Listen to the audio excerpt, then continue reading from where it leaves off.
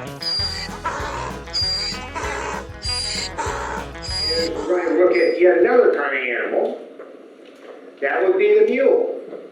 Because there are, again, important differences between mules and donkeys, and if you don't believe that, you just need to go down to the barn and watch that henny in there with those donkeys and look at their different behavior. It's pretty obvious. Our speaker is going to be Amy McLean, who is an equine extension specialist at North Carolina State University, a PhD in animal science with experience in behavior, again, in places as disparate as Mali in Africa. She's also worked in Europe and has done some really interesting work on donkeys that are used for milk. Something that we have not touched on and maybe will in the whole milking aspects of donkeys. And Amy is a avid mule and donkey owner. She shows mules and donkeys, and she's going to talk to you about the differences. Okay, thank you, Eric. Thank you so much for inviting me again for the second year. And most of all, thank you for giving me a short amount of time, but at least some time to talk about mules, because I think it's important to touch on this hybrid species, which is, of course, part donkeys. And as we heard earlier, most people that are donkey lovers also have an interest and a love and a passion for mules. And this group of animals we actually know very, very little about. And I'll touch on some of the information, some of the research that has recently been conducted, I've been involved with, looking at things as simple as, what's the baseline temperature of a mule? Does anyone know? Yeah, probably not. We just did that research a year ago. So, but with that being said, we're also going to look at some of the key behavior aspects that are different between a mule compared to their dad, the donkey, and their mom, the horse. I'm just curious to know, how many people here actually own a mule? How many people own a henny? Oh, fantastic. Okay. So the other thing I'm going to try to do, because there's even less information about a henny, and a henny is a reciprocal cross of the donkey and the horse. The dad was a stallion with a horse, and the mom was a donkey. There's a lot of fallacies associated with hennies, especially in terms of behavior and training. And so I'm going to touch a little bit about the henny as well as the mule, because I think it's important that we represent both hybrid species here today. So the interest in research today has taken off, and there's a big focus, obviously, on donkeys compared to horses because of the work and their importance in developing countries. When you look at worldwide populations, there's as many donkeys as there are horses, yet most of the research is focused on the elite performance horse. That is beginning to change. Over the past 10 years, there's been a ton of information that has come out that's available for donkeys, but very little to none that is available for mules and hennies. In a lot of developing countries, a mule is worth more than a horse, more than a donkey, but we know very little about it. A lot of times, people might not choose using a mule or a henny because of some of the behavioral differences and maybe some of the fallacies or perceptions with working with that animal. The same may even be true in developed countries or industrial countries. Recently, especially in the United States, there's been an increase in the interest in owning mules and hennies in terms of using them as a recreational animal, either for trail riding or even show purposes. So as the number of mules and hennies, as well as donkeys, have increased in the United States, there's been a huge increase since the turn of the century here recently. There's also an increase from owners on how we care for these animals, how we train these animals, how we use these animals. So this is where I've become very interested in looking at the mule or the henny actually as a performance or recreational animal versus just a work animal. And I think it's important that we look and we compare and contrast the difference of the horse and the donkey with this hybrid species. So most often when we think of mules, we think of an animal that's maybe very difficult to work with. There's a lot of ideas that maybe only one person can work with a mule because they have to trust just with that person. Oftentimes, routine procedures may be more difficult to perform with that mule. As Ben showed earlier, trying to deworm the mule was maybe more difficult than deworming a donkey or a horse. We're going to talk a little bit about maybe why that animal perceives a new person or veterinarian or farrier as a foreign person and why they do not want to go through with that procedure. Also, I believe a lot of the behavioral aspects of a mule has probably been incorrectly perceived. And we're going to touch on some of the issues related to how mules learn and how they reason, and some studies that have come out over the past 4 or 5 years that have actually looked at the cognition of a mule and even their spatial learning and memory compared to the horse and to the donkey. And before we move any further, I think you'll really, enjoy some of the pictures behind the slides, because the pictures really tell a great story. This is a picture of a mule that was down in Mexico at the equestrian workshop about 2 years ago. And the gentleman that's working with the mule is a man by the name of Mario, who works with the donkey sanctuary with UNOM. He's phenomenal with the mules. And when you see this mule, we'll talk a little bit about their body language, but we'll also need to focus on the person's body language. It's not always the animal's body language that we need to be aware of. It's our actual presence and how we're interacting with that animal. Mario is a very confident person. He's very gentle, and he's very quiet in his approach. And this mule was extremely hard that day, and they were trying to get it to the farrier clinic so its feet could be trimmed. And the mule had literally been all around that pasture setting, never got quite where he was supposed to go. But Mario took over and really did a fantastic job working with him. But you can see in this picture, the mule is quite resistant to this person he doesn't know. And you can tell that by looking at the head and the neck and the ears and even the neck and the back posture of the animal. And we'll focus on that in some of the videos I have to share with you. So I think it's also important to think about, why would somebody want a mule, or why would somebody want a hinny compared to a donkey or a horse? And I think a lot of that goes back to where these animals are actually located. What's the availability of the mares in that situation? Is this a very poor, desolate region where they only have donkeys available? So it's a lot easier to find one stallion horse to mate with those donkeys? Or is this an area where there are more mares available? So those are things to think about, and actually a reason why in some areas you may find more hinnies, and in other areas you may find more mules. Some of the fallacies that go along, especially with the hinnies, is the fact you'll hear a lot of people say they're much smaller than a mule. And I'll share with you later on some confirmation data was done looking at hinnies and mules compared to donkeys and horses in terms of size and balance and things that we would compare what's a good horse or maybe not a good horse that's suitable for various jobs. So I think it's very important that we address some of the fallacies since I have a small amount of your time over the next 3 days. The other thing that's important is the behavior and trainability. And is the mule easier to train than the hinny or vice versa? And we'll talk about a little bit of that, if the mule or the hinny is harder or easier to train along with being compared to the horse and the donkey and some of the differences later on. There are also many cultural differences associated with mules and hinnies. There are certain areas such as Baja, Mexico, where the picture in this slide comes from, where they actually prefer a hinny over a mule or over a donkey or horse because of some of their attributes that they have inherited from the donkey and the horse. They claim that the hinny is much tougher in that area. They can go longer, they can work longer without water, and it's a very rocky, very tough terrain. There's a lot of cacti there, and they prefer the hinny because they think they're most suitable for that environment to work with their cattle. So I think that's very interesting. You have to think about the animal in the right situation and then how the behavior and the trainability is shaped from there. Obviously, there's some maybe disadvantages and advantages to working with mules, hinnies, horses, donkeys, cats, dogs. Not everybody can get along with maybe something that has 4 legs. So I think it's most important that we learn to be patient with these animals. Again, Ben spoke of, he only had so much time, and he was in a country, and you're like, well, we don't have all day to do this. That is true, but if you still have a confident attitude, and you're very patient, and you're very gentle with that animal, a lot of times you can go a lot further than if you're very rough and aggressive. People who are very rough and aggressive oftentimes do not get along with mules or hinnies because they pick up on that increased tension and aggression.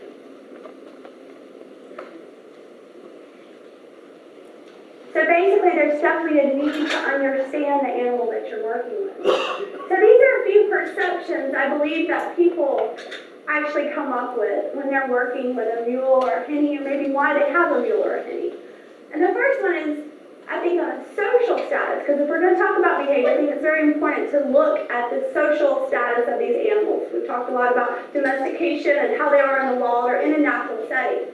And I think this is important when we take these animals into a captive or domestic type situation, or pasture setting, a paddock setting, and how we're going to intermix these different equids. So mules will tend to bond with horses, and hinnies will bond with believe this statement is true? Just a show of hands. True? Maybe? False? Okay. Undecided? Undecided. Okay, all right. We're going to get to this answer. So another common fallacy, or maybe it's a truth, is that mules will not overeat. These animals are so smart. We always hear about how smart the mule is. And sometimes we apply that to the donkey too and say, oh, they won't overeat. No, they won't even overeat, right? Okay, we're going to address that too. Then the next thing we come to, well, if they won't overeat, then obviously they won't ever get sick and they won't colic and they won't die. False. I can attest that is false. So I'll go ahead and answer that one for you.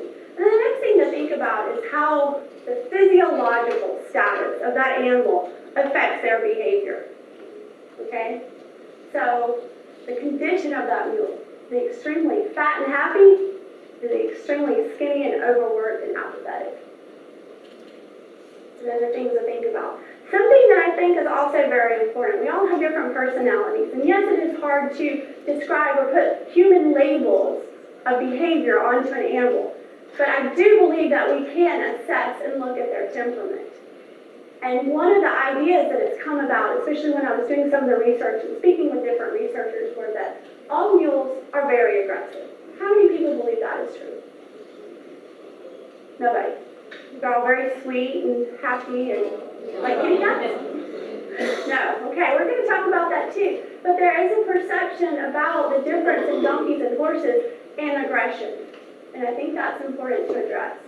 The other thing is that the mules will obviously reflect both parents in showing the flight behavior or the fight nature. That sounds true, right? Yeah? Some, maybe? We're actually going to talk a little more about that and how maybe some of them, depending on their genetics, might express more of the flight behavior and might actually be able to be molded and shaped into a more trainable animal for certain jobs, compared to maybe one that is more on the fight nature. We're going to address that. And then I'll say body language.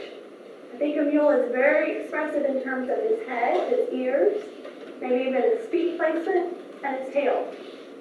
So I'll just go ahead and tell you that one's true. We'll learn more about that. And again, I've already focused on the training. And I think something else that's important to look at is not just training the animal, but how you're interacting with them, the actual handling of that animal. A lot of people say you must, quote, work smart around a mule. How many people believe that is true? What does that mean? To work smart around a mule versus dumb around a mule? Okay, we'll talk a little more about that too. Something else I think a lot of people always jump to a conclusion, especially if you have a mule and you've never worked with a certain farrier before, the first thing they're going to go is, can I pick its feet up? And the first thing they do when they get there, they want to get out the twitch, they want to get out the chains, they want to, it's very barbaric. And a lot of people believe that you have to restrain all mules. How many people believe that is true? Maybe it depends on the situation. Maybe that's one of those that doesn't have a true or false. Last but not least, I'll touch on is the equine-human relationship and how important that is, in my opinion, my experience working with mules. Okay. So in terms of a social level, I think it's really important that we do learn about the domestication of the donkey and the horse, and then how that has related to how now we're shaping their behavior and how those animals interact with one another in a natural or social setting. Okay? They've actually done a study looking at, in a setting where you've got ponies, you've got donkeys, and you've got mules, and how they interact with one another. I think herd dynamics in a pasture setting or in a captive setting is very interesting. It tells us a lot about that animal's maybe temperament and how they think and interact with one another. So this study actually showed that when they were observing a group of ponies, mules, and donkeys, they found the ponies to be most dominant in the situation. How many people believe this to be true? Yes. You hardly ever see a skinny pony, right? I think there's something to be said for that. So they found that the ponies were most dominant, followed by the mules, which remember is half a horse, maybe half a pony, and then the donkeys were on the low end of the totem pole. Okay? The other thing I think was kind of interesting was they found that the donkeys stayed with the donkeys. The mules preferred to stay with the mules, and the ponies stayed with the ponies. Okay? There's very few crossover. So if you're keeping these three different types of equids in your backyard, think about the herd dynamics and how you have those animals placed. especially think about it if maybe one of their body condition scores is being compromised because of this herd dynamic. So I think that's very interesting. That goes back to the statement that mules will stay with horses and hennies will stay with donkeys. So in more of a horse situation, that may be true because the mom of a mule obviously was a horse. The mom of a donkey was obviously, I'm sorry, the henny was a donkey, so they have spent more time with that particular animal. But if given the choice, they're going to hang out with like, okay? Okay, so this is basically, there's mules, there's hennies. This is in Colombia, South America, filmed a few weeks ago. The main thing I wanted you to see was the different groups interacting together. And I think what's also very interesting with these animals, because they're very self-preserving animals, they're laying down, they're rolling, and they're still eating. I think that's quite interesting. And nobody's bothering anyone. I think if we'd added a horse to the mix, we would add a little more chaos. Again, natural behavior of the mule, and that's the henny that's rolling right there, they come out and they automatically find a spot to roll. Okay, probably nothing new that the mule and donkey owners said no today. In terms of behavior, it's also very important to point out some of the differences in feeding behavior compared with the mule, the donkey, and the horse, okay? We consider donkeys to be browsers, meaning they're going to go out, they're going to forage, if you have trees or brush or things like that, they're going to go to that. And then they're going to come back, and then they're going to graze in the pasture. But even in the pasture, the donkey is such an intelligent creature. He's going to go out and he's going to seek out the forage that has the most available nutrients, the broadleaf plants, okay? Then he's going to go back to the other grasses. A horse is more of a grazer. He's not going to think about looking up in the trees or going and eating on the bush. He's going to keep his head down and he's going to eat whatever's right in front of him, okay? So this is a difference in reasoning. And I think this will come up later on when I talk about the difference in the cognition test that was done comparing the mules, the donkeys, and the horses. So what do mules do? Because they're a combination of both, right? And again, there's very little scientific data. A lot of this is anecdotal information. But they probably do a combination of both. They'll eat the grass. They'll also eat things that are high in fiber, okay? Some of the reasons that the donkeys can eat things that are high in fiber have to do with a difference in their gut biology, more or less. Okay, there's a difference in the species of microbes. They're able to hold different types of food. They're able to actually keep that for a longer period of time in their gastrointestinal tract. So they're very keen to looking at what has the most nutrition, what's going to stay in my gastrointestinal tract the longest so I can get the most energy out of it. And the mule tends to use the hybrid figure and does that as well as seeks out what's right in front of it and what he can eat first, okay? But again, currently, there are no nutritional guidelines available for mules. In 2007, the National Research Council, which produces guidelines for how to feed your cat, your dog, your horse, came out actually for the first time, a whole chapter on feeding donkeys and I believe it's called other equids. But still, no mention of a mule. Talked about zebras, talked about donkeys, but no mention of mules. So I think that's a huge area we really need to focus our research efforts on in the future. Other things to consider, and this is a true or false question, can mules overeat? Do they call it? I've also heard a lot of people say, oh, that they never found it, they never created laminitis. Those are all fallacies. Okay, it's part horse, it's part donkey. All of these conditions affect donkeys and horses. They're still equids. They still get the same diseases. They might be more resistant. They might be more tolerant. But don't go out and buy a mule and think you can feed it all the corn in the world. He's never going to get sick. Okay, so that's not true. If anything, you need to look at the body condition of your mule and really take note of where that animal is. And I would recommend using the Henneke score, which is a 1 to 9, and modify that. I think with the donkeys, it's best to use the donkey sanctuary score of 1 to 5. I think that's more applicable. But for a mule, I suggest the 1 to 9 because you cross both species. And the way they lay down fat, I think it's better to use that 1 to 9 score. And try to prevent them from becoming obese. Something else that is so vital in owning a mule or a donkey or a hen, and even a horse, but is being able to recognize their behavior in terms of health conditions. Okay? The key to preventing the death of your mule or even your donkey is knowing its daily routines and its daily behavior. All right? Knowing those facial expressions, knowing the head and neck posture, knowing the tail movement, knowing that animal, where he goes and where he stands under a tree or where he stands in his stall. but noticing that slight difference, and I can't express that enough. I was out of the country when my mule passed away, and he colicked and unfortunately didn't make it. But I truly believe if I could have been there, I would have noticed automatically the sign of him not feeling well, okay? They did notice that. They did take him to a vet, and then he went 4 hours later to another vet to have his surgery done, which he didn't make it through. But if you can watch and you know your animal's behavior, I think you can prevent a lot of conditions from happening, from laminitis to colic, or maybe even the onset of an infectious disease, okay? There's been a little bit of research that's been done looking at pain tolerance in donkeys, and I'm sorry I did not cite that today. I just pulled that out of my memory. Again, there is no available research to my knowledge on pain tolerance in mules, but with them being a cross between the horse and the donkey, again, this is my opinion, this is anecdotal information, they tend to show more acute signs of pain than, say, the donkey that has a chronic pain situation, but still those signs are so subtle. So really learn the behavior of your mule or even donkey, okay?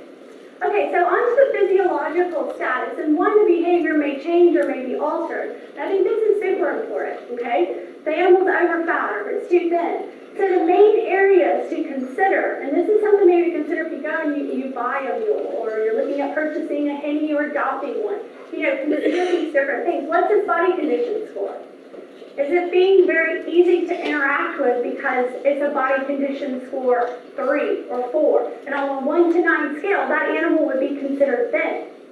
Or maybe it's too spunky when you're wanting to ride him because he's at a body condition score 7. He's got a lot of extra energy and he's feeling really great that day, okay? So those are things to consider, the body condition score. And that is something that we use a lot when we're working in developing countries and we're doing welfare assessments, is looking at that initial overall condition of the animal. And body condition scoring refers to how much fat is found in certain key areas, such as the neck, the rib cage, and the croup of an animal, okay?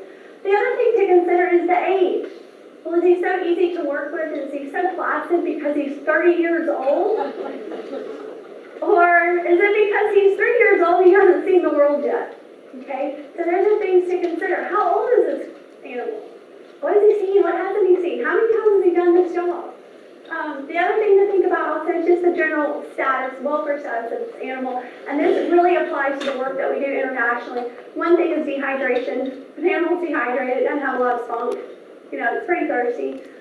We did one study in Mali, West Africa, where we could actually correlate the age of the animal to the dehydration status, and then to actually, if it was easy to interact with or not. And of course, the more dehydrated that animal was, a lot of times the older those animals were, and of course, the easier they were to interact with, because they're kind of in a, you know, a zone, kind of zoned out, actually. The other thing that's very important, especially when you go to select an animal for whatever purpose you want to use that mule or henny for. If you want to use it for trail riding, they're fantastic animals on a trail. Or if you just think the novelty of owning this animal will be fantastic and you want to do some in-hand things with them, think about what kind of animal you're adopting or purchasing, and does that suit your personality and your situation you're going to bring him into, okay? So some of the genetics, when you think about this, a lot of times we don't know a mule or a henny's background. There are registrations out there, but very few people are proactive enough in keeping up with the lineage of their mules and donkeys. And honestly, that's something that drives me crazy. I wish we could document more so we know which crosses are superior or which crosses maybe are not such a good idea, okay? So is this mule out of a thoroughbred mare? Is that why it's so reactive? Do we want it to be a race mule like in the back of this picture? So do we want it to react and to be flighty and to run? Or do we want to go trail riding, or maybe we also want to teach that animal to drive? Maybe we should look for a draft cross. Maybe we should look for a horse that has a more docile temper, like maybe a quarter horse. The same is true on the donkey side. Believe it or not, there's probably 30 or 40 different breeds of donkeys out there, okay? They're not all black Catalonians. They're not all gray Andalusians. That seems to be a common thought in the U.S. But they're different breeds of donkeys, and these different breeds of donkeys have different traits and different temperaments, okay? They showed a picture of the Bois Poitou, which is a French breed of donkey from the mountainous region of the Poitous. Those are very, very docile donkeys. They're very large. They're very similar to a draft horse. So if you want to make a mule that has a laid-back personality, maybe think about the Poitou. If you want to make a mule that's a little more reactive, a little more athletic, maybe look at a Catalonian or Andalusian or another breed like that. I also think it's really important to think about the mentality of an equine and how we shape that animal's thought process to do what it is we want to do. We know that horses have an excellent form of memory. They can remember things, they're creatures of habit. But the big question, especially with horses, because there's been so much research done with horses, right? Can they reason? Okay? So, but can donkeys and mules reason? So some work that was done in 2009 by Props in the UK at the donkey sanctuary, I believe at the Tom Barton facility, looked at the cognitive testing. Are mules really smarter than donkeys and horses? Do they have the ability to actually reason? When we talk about reason, we're talking about making choices. You know, do we pull up at the stop sign? Do we go right? Do we go left? Do we eat this forage or do we go eat a bush? Okay? So we're going to talk a little bit about that. That work then led to some more work looking at the cognitive abilities of mules, donkeys, and horses, or ponies in this case, and do they have the ability to negotiate a maze? What is their spatial learning capacity? Okay? Spatial learning is something we would use to navigate a boat, to navigate a car, to find our way around somewhere. All right? Now we're going to talk about the results, and we're going to look a little bit further into both of those studies. In general theory, and this is quoted from Paul McGreevy, who's an equine behaviorist and veterinarian in Australia that's done a lot of equine behavior work. He believes that an animal that grazes, that doesn't have to hunt for its food is there, he just eats and eats, is probably less likely to have the ability to reason, okay? The picture I use in this slide has a mule actually thinking about the movement of a cow, all right? That's reasoning. Do I watch a cow? Do I go right? Do I go left? Do I just stand here and look for a blade of grass, all right? Of course, he's getting some direction from his rider, but there's still got to be an innate ability for that animal to react to the situation, to reason, right, left, run from the mountain lion, stand here and eat, fight off the mountain lion, okay? So probably there is some maybe innate ability of that animal to be able to have a higher understanding or a higher ability to reason because of possibly the fight nature and because they might browse for their food versus stand there and eat all day long, okay? All right, so I think it's also important, if we're talking about the mentality, how that animal thinks, to also go a little bit further into the conversation and think about the temperament, okay?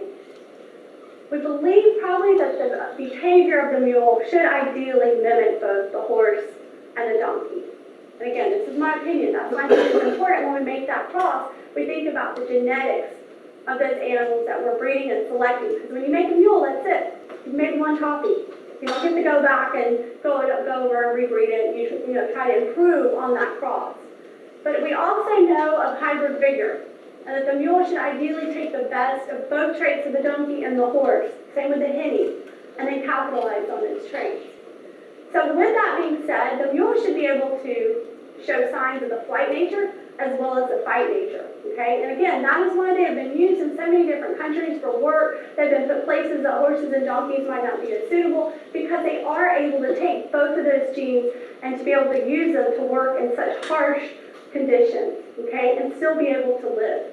So I think that's interesting. So something else I think is really important to look at, and you'll hear a lot of different anecdotal comments, opinions, is on the fact, is a male or a female mule better or worse? There are differences found in temperament. Can anyone think why there might be some differences seen in their temperature? If they're easier to approach, easier to train, easier to work with? Hormones, thank you. Exactly. There's a lot of people that will actually spay their female mules to take away that estrogen effect, so they're more calm, they're easier to train. And most male mules are castrated. But this study that was done in the brick kilns in Egypt here recently, looking at different survey data, has found that most mules working in that situation are extremely aggressive animals. Now my first reaction, I was like, oh no, the mule's not aggressive. There's no way. I think you're looking at that wrong. Because maybe they're more fearful. Well, then I spoke longer with Dr. Ahmed, and he goes into more explanation. He's like, oh no, the owners are very rough in how they interact with the mules. I was like, okay. And then he kept talking, he sent me some more pictures, and I said, well, are these mules castrated? Oh, no, we never do that. Okay, so maybe is the aggression actually a sex-linked trait or response? Okay, so I think that's something maybe to think about. With that, they're showing maybe signs of aggression. They don't want to do whatever the daily job is. Then you have the human aspect that jumps in there. And then you see this picture of the mules being twitched just to do a routine procedure. I don't know if he was resisting or he wasn't. They've got hormones. You've got aggressive people. So then you have a mule that really don't like people and he's a little bit aggressive. No surprise there, right? So this is some of Dr. Ahmed's work, and he's looking at comparing donkeys as well as mules, and the conclusion of this work was that most mules are aggressive that are working in this specific area of Egypt in the Brick Hills. They found that most of the donkeys are very depressed. They don't really respond when you approach them, but they found when you do approach the mules that they're quite aggressive and they avoid contact and they're not as depressed, okay? Meaning that they can overcome the lesions, the harsh conditions, and maybe even the poor interaction between the humans and the mules while they're carrying heavy loads of bricks, okay? But how do we know this? That was my follow-up question with Dr. Ahmed. I said, well, how do you know they're aggressive and not fearful? And I don't really remember his answer. I had my own ideas, so I probably didn't listen. You also notice people that like to talk about behavior. They're somewhat opinionated. They seem to interject their own opinions. But it is important if you are looking at an animal that's depressed, or if he's fearful, or if he's aggressive, or if he's apathetic, all these different terms we can throw out there and label these animals with, is that you record their body language, okay? This is a picture of my mentor and my major professor when I was doing my PhD, Dr. Tammy Haleski, at an equestrian down in Mexico about 2 years ago, and this mule was tied up by himself, and she's like, oh, I'm going to go over there and pet him. Okay, great. Well, he had different ideas. He didn't want to be petted. He's thinking, who are you? What are you going to do to me? But it's just amazing when you look at these key areas, the eyes, the head, the neck, the ears, the tail, the body, the limbs, that the animal's body tells us everything, okay? So a lot of that too might be it's a person that mule doesn't know and how she's going about approaching him. So we're going to talk a little bit about that. But if you can work with the animal's body language and use that to your ability, and I love Ben's idea about writing down, all your ideas and how you're going to interact with an animal. If you can write down, well, he's moving away from me, so how do I actually make him move towards me? And when he's moving away, the body looks like this, it's concave to me. It might actually improve some of your interactions. So this is going back to Ahmed's work in Egypt, looking at, quote, aggressive mules.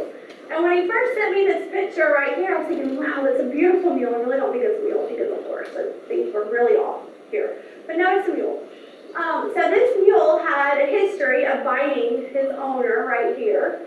So he made this homemade muzzle for his mule because he was told the mule was so aggressive that he was not allowed to bring him back into the Brick Hill situation if he continued to be this aggressive, okay? So he went and he made his own form of a muzzle to put on the mule so he could continue to work and continue to make some money. So Ahmed went up to approach the mule, as we would do in a lot of behavior approach tests when we're evaluating the overall welfare of that animal, and he puts his hand out to do what is known as a chin contact, okay? And ideally you want that animal to reach out and touch your hand in a beautiful situation. And you know what? This guy tries to do that. It's like, hey, who are you? His ears are forward, his neck's extended, his eyes are bright, okay? That's all normal. Then Ahmed starts to walk around him. And he's still looking, he's still following, he's still got his little muzzle on. And then he comes back to him, and he's still very interested in him, okay? This is a, quote, killer aggressive mule. And this is a bite mark. I loved it. They sent me a bite mark to show that he really was aggressive. He really did bite this guy. My question was, what did he do to get bitten? Okay, well, the story goes on. It's a good story. So what he did was he turned his mule out with some female mules. Romeo said hello to Juliet and another Juliet. And the owner comes back to collect him to work. He's like, I don't think so. So this is what happened. He had something else on his mind which was not working, okay? Yes, there's a way to solve that by castration, but in some countries it's very hard to castrate because of the conditions and the castration castration methods, and that comes down to an efficacy question. Do we go in there and do we train people how to castrate animals when we know they might not survive the castration? But at the same time, is it better to eliminate maybe some of those responses that's creating this animal to respond naturally, to want to mate with the female animal, but so we can work with them, and that owner can continue to make money, but not interact very negatively with that animal. So that's a big cultural question, and that's something that people like Stephen face all the time. How do you go about this? Do we teach them how to do something that in the end might be more detrimental, but it could maybe in the end affect the animal's overall behavior and welfare? So those are some of the questions that we're oftentimes faced with. I have a couple of videos here of hennies, donkey, mule, and horse. This was from Colombia a few weeks ago, and we're taking vital signs. We're also taking blood samples to continue the blood chemistry work and looking at the temperature and respiration and things like that with these different equids. The thing that I want you to keep in mind, and hopefully the videos will work, pay attention to the animal's head, neck, ears, legs. They're so agile, it's absolutely amazing, as well as their tail movement, okay? So this is a yearling henny.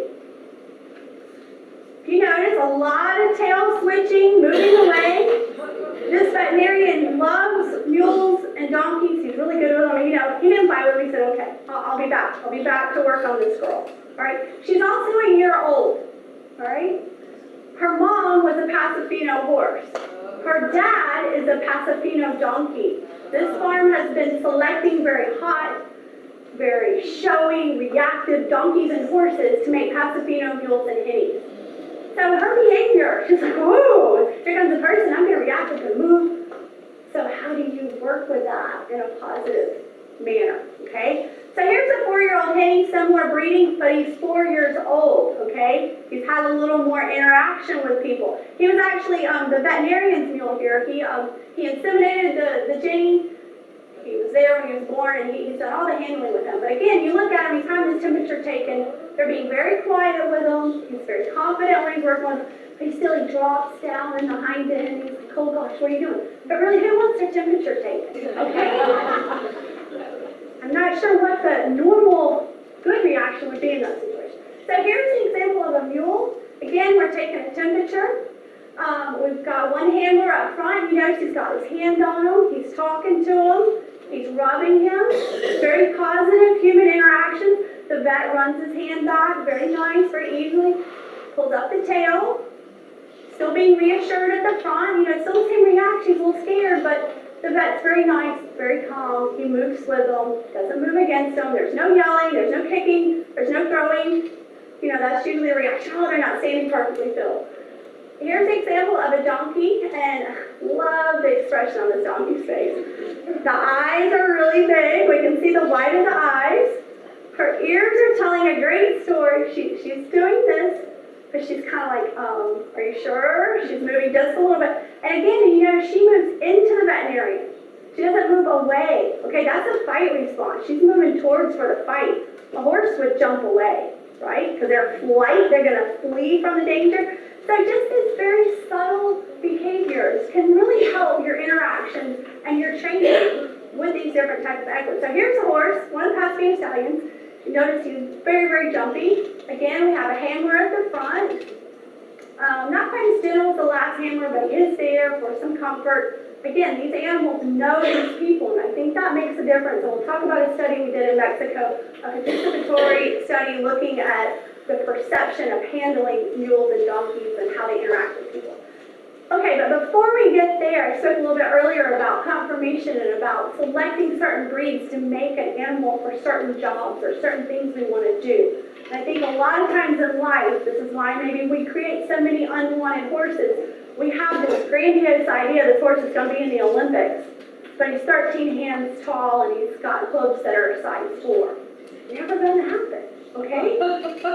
I mean, yeah, we want to dream big, but it's probably not going to happen. So a lot of times the value of that animal is not only related to how that animal is made, the conformation of that animal, but how trainable that animal is, okay?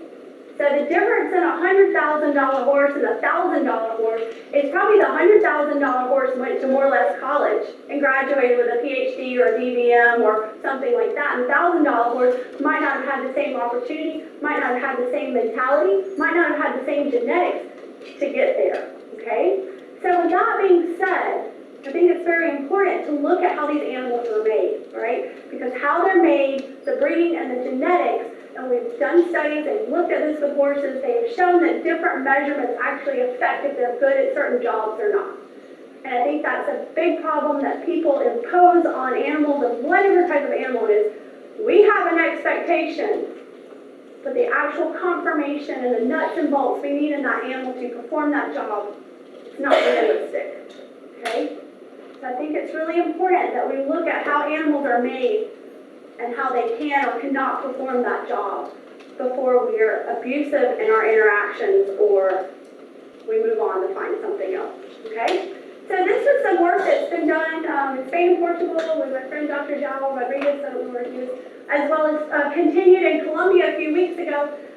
And I think this is really important because when you ask an animal to do a job, I think mentally they have to be able to do that job as well as be made to do that job. In horses, we have a lot of information on how that horse should look, how that horse should be made. We go to a horse show where there's a lot of standards on how to judge horses in every different event out there. You know, we've come up with a set of standards and guidelines.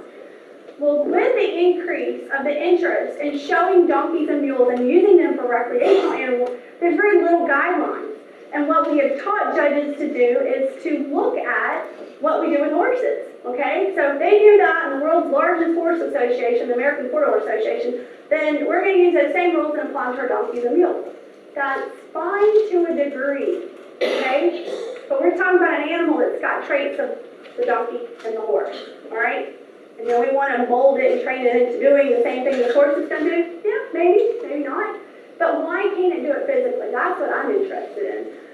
The other interest in this work was looking at correlating the longevity of working equids in developing countries and what an animal that physically appeared better to the eye, was prettier to the eye, are you going to take better care of that animal like you are your black Mercedes compared to your black Hyundai? Probably, okay? The other thing is if that animal's made better, it's going to live longer because it's more suitable for hauling bricks in a brick hill in Egypt, okay? And maybe if it's more suitable physically for doing that, then mentally it's also more able to do that or be trained to do that. Now that's some stretches, that's some just anecdote, again, opinion from a behaviorist type mentality. But what we did find out in this study, we were looking at Spanish types of horses, Spanish and Portuguese breeds of donkeys, the Mirandis and the Zamora Leons, and then their cross of the Hitties and the Mules. We did find some really interesting findings in my opinion. So in a horse, when we're looking at their conformation, we want this underline to be a 2-to-1 ratio. We want this to be twice as long as the top one, okay? Well, what goes up here? The saddle, right, all the weight, okay? So the weight or the pack all goes up here. So this needs to be very strong. The other thing that we look at when we're evaluating what we call balance in a horse is dividing that horse into 3 different sections, okay? So we would cut them off right here at the pole. We'd want the length from the pole to the top of the shoulders or the withers. We'd want this to be equal to the length from the top of the withers to the top of the hip, and then the length of the hip. So all 3 of those areas should be equal to have what we call a balanced horse in horse terms, okay? What we have found with donkeys, mules, and Hitties is that those ratios are a little bit different, all right? So with the donkey, the longest part, we find this to be a 1-to-1 ratio. So the underline is equal to the top line, all right? A lot of your really big donkeys, the older they get, that top line starts to sag, all right? So they're probably not as good for their job because that is giving away to the weight that's been pressed on their back over years, all right? We've also found that middle area obviously to be the longest, then followed by the neck, then followed by the hip.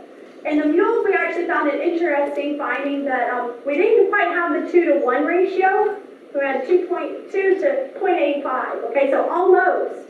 So the mule, again, the animal that has been superior, we believe, to the horse and the donkey, might be superior in the conformation, okay? And maybe that's why they're so strong. Again, that's a stretch. But we did find that finding looking at the underlying to the top line ratio.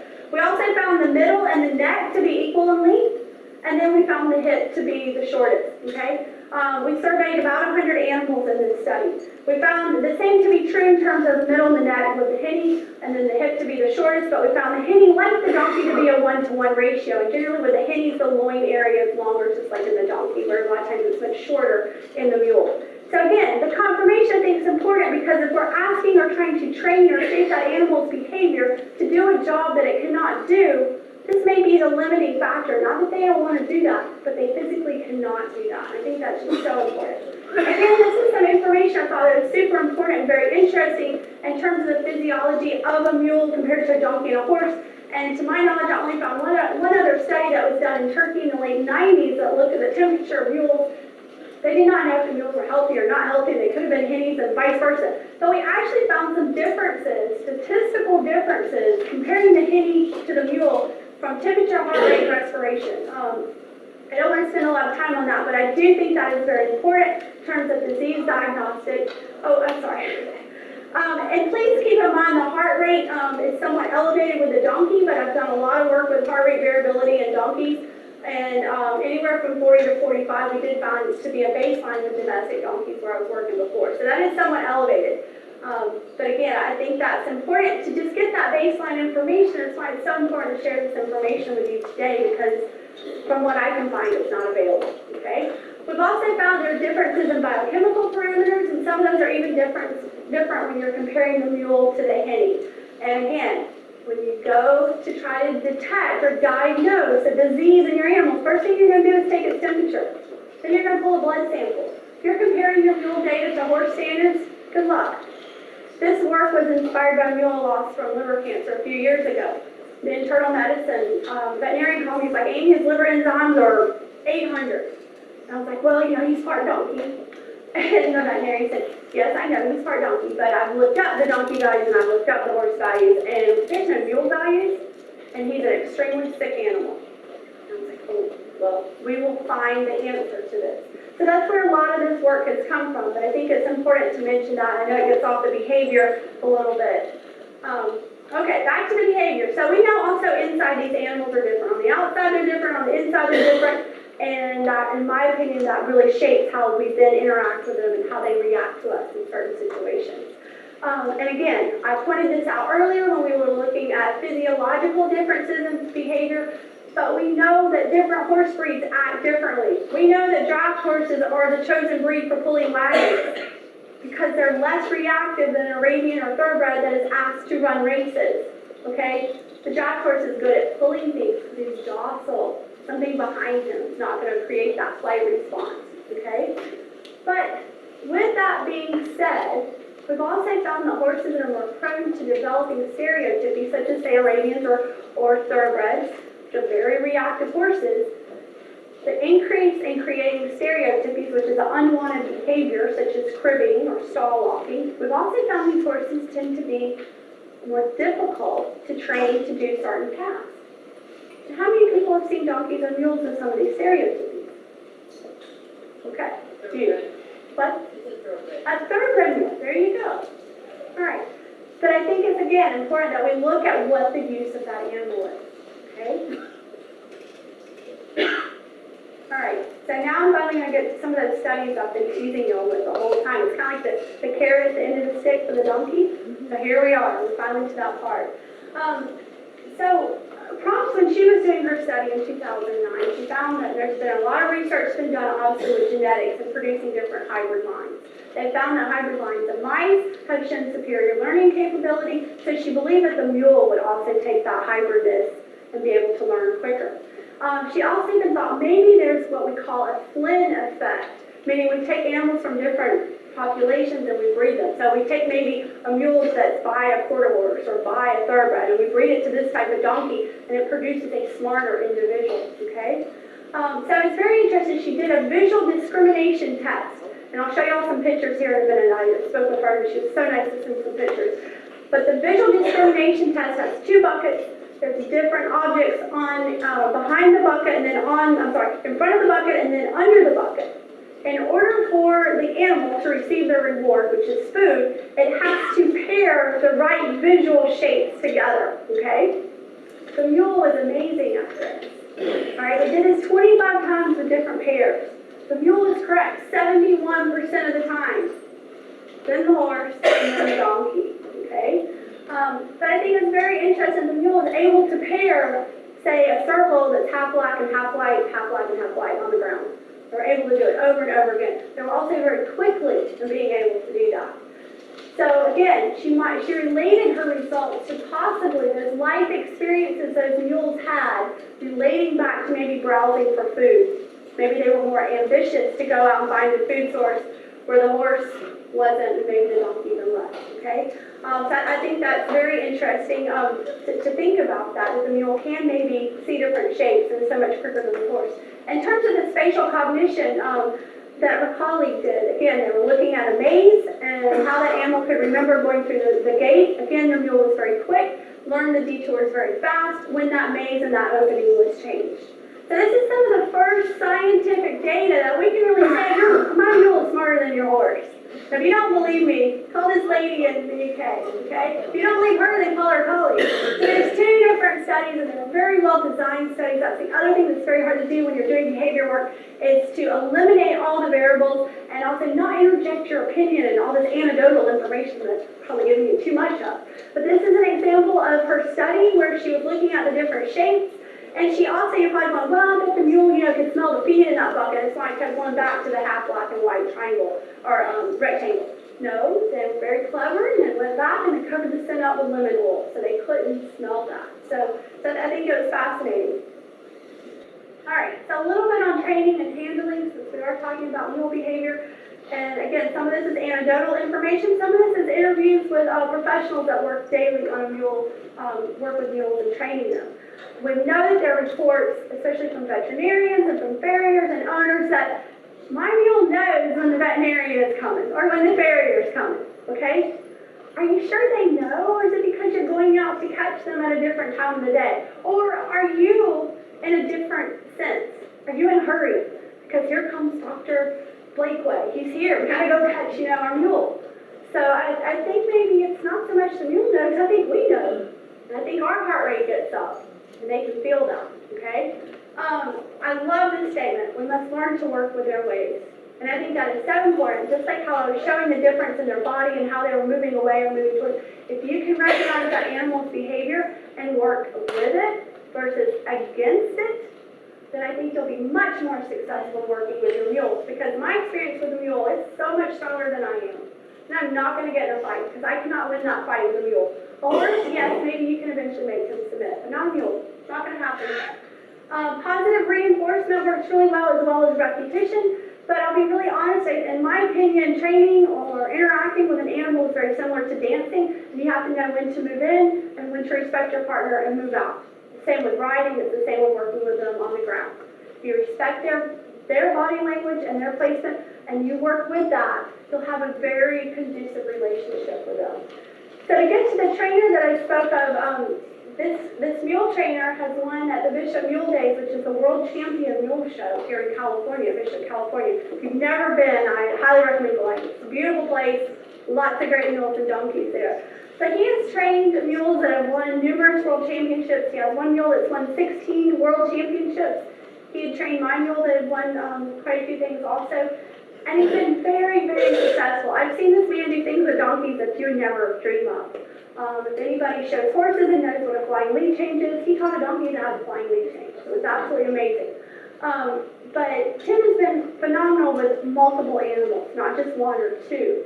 And in his opinion is when he's working with him, he has to get actually to the donkey side of the brain. He works through the donkey side and the horse side, but he wants the mule to come back to the donkey side before he can shape it into doing what it is he asks the mule to do. Not tells the mule, but asks the mule to do. So he said, that's the good side. He said, if they remain with too much of the flight sense, then they're always fleeing. They're always going away. They get scared and they run off. The donkey brain goes, no, I'm not running. I'm going to stay right here and perform the task you're asking me to do. So I think that was very interesting. I had a phone interview with him, perspective on that. And I think this comes back to mules and trust. And I think Ben spoke a little bit about this and him interacting with the donkey as well as his wife interacting with the donkey, the difference of different people. And again, some of the anecdotal information out there is a strange person might not be able to catch a mule, might not be able to pick up the mule's feet, might not be able to ride the mule, etc., etc. But we actually did a participatory survey in Mexico last year, interviewing owners and asking them how you interact with your mules, okay? And then we also did a familiar and unfamiliar approach test after we interviewed each owner. And we found that the mules were most tolerant, meaning they allowed the owner or somebody they knew more easily to walk around them or interact with them. And we looked at different body behavior to record these findings. But we found that mules were much more comfortable with their owner compared to an unfamiliar person, okay? Now, I would love to take this a step further because I have a belief that mules may be more sensitive to males or females, but we haven't gone there yet. There was a female that walked around. We had a variety of male and females that were familiar people. But at the end of the day, we did find that the mules were more relaxed and more responsive to the person they knew versus the person they didn't know, which, in my opinion, brings up the trust. They're trusting of someone they know. And I want to just briefly speak on restraints because that was something I spoke about earlier. And if all mules need to be restrained or they don't need to be restrained, they are very, as we know, they're animals that can reason. They're very powerful. And sometimes we have to do certain procedures with them. Maybe we don't do every day. Maybe they haven't been exposed to. So ideally, we don't have to restrain them to get done what it is we're working with them. That's fantastic. But as a veterinarian or a farrier or even owner, again, you're not maybe there to train that person's animal. You might not have the extra 5 minutes. So if you are going to use a restraint method, it is a tool. It's just like a hammer, it's just like a nail. It needs to be used appropriately. It needs to be released at the proper time. I think that's where people get in trouble with the restraints is they overuse them. They jump to using them instead of trying some of the behavior modification. In terms of twitches, they've done lots of studies with horses. They've shown that twitches actually, in many cases, lower the heart rate. It's so much like an acupuncture pressure point. And again, this is just research that's been done that I'm quoting. They've only done one study with donkeys. They did not find that finding in donkeys. They found that the donkey's heart rate actually remained elevated at about 60 beats per minute. Some of the material methodology that was done in that study, was done in Germany, was, maybe not the best, but they did find that. There's not been any further studies, and I'm curious to do that with mules because I know in a lot of clinical settings you have to resort to a twitch. So I'm interested to know what happens to that heart rate. Does it stay elevated or does it come back down? Okay. So here, again, working in developing countries, a lot of times time is of the essence, and you're working with people that might speak a different language. There's different cultural aspects. It's not your animal. Maybe it's not your place to interact. So this is in Colombia. These animals were receiving vaccines that were provided by the government, and they were also receiving different things for ticks and things like that. So this is a very common restraint method seen throughout the world. It's the big ears, like big handlebars. You want to reach up and twitch them. That makes me cringe because when you go to put a bridle or a halter or the head collar on that animal, and every time his ears have been touched, have been twitched, and are very painful, what do you think his reaction is? Instead of jumping away, they're a mule, so they jump back into you. And I've had concussions from that. So this bothers me more than anything, seeing the ear twitch. Now here was a very old mule that a little boy rode in. I'm going to show you some pictures after this. Notice how the man in orange, who's a vet technician, interacts with this animal. Also notice his legs and his tail movement. We're doing this so we can give an injection, all right? We're also using a skin twitch. Everybody is far, far away. We're already nervous. He's a man-eater. He's going to kill everybody. Remember, there's a little boy that rode this mule into the clinic. Okay, little boy. Oh boy. Okay, so now the guy in orange is back, approaching the animal from far, far away. Okay, there's no confidence there. What do you think his heart rate is? What do you think the little mule's heart rate is? Oh, you thinking what is going on? And this guy's outfit would scare me enough, so I understand it. So then we come in, we give the injection, we tighten down the twitch a little more, and well, there we go. And then we leave it on. The mule's like, okay, all right. Oh, let's make it tighter. He didn't really react before, I'm not sure why we're tightening it again, but we're still way far away. Okay, body language of the people, super important. Okay, and now here's the mule after all the restraints. So my question was, one, how many times had this mule been injected? Two, did we really need the twitch and the skin tint? I don't know, we didn't try it without it, and I was just helping. It wasn't my place to say yay or nay, but I think a lot of times we're too reactive to jump to these mechanisms of restraint, and then we don't properly apply them. As you saw, the guy was very scared. Okay, so here's the yearling Henny from earlier, the Pasifino bred, and she is getting twitched, and we've got 2 people that are working with her. A little more reactive, and this could be very dangerous. Neither one of those gentlemen are very upset about it. Another person goes over to help, to hold, okay? Everybody's close, they're not far away, they're not scared. They quickly go in, he takes his blood sample, the twitch quickly comes off, all right? The animal on the left. This is another henny. These are all hennies that are out that day. Yes, we have 3 people on, but you know what? We don't move now, right? They're very confident, they're very easy in how they're working with him. Now eventually they'll get him where we're not going to use that restraint, okay? Because I know we had some discussions last night about how no horse should ever have a twitch on and they're awful and we should burn them all, kind of like the bras in the 60s. But maybe there is a place for an appropriate application, for an appropriate tool, if it's used correctly. That is my point with those videos, regardless if you want to use it or not. That's your prerogative. But again, I think the most important thing that we can develop with a mule or hitty, in my opinion, is trust, a great deal of patience, and we need to really consider what type of negative interaction they've had with people in the past, okay?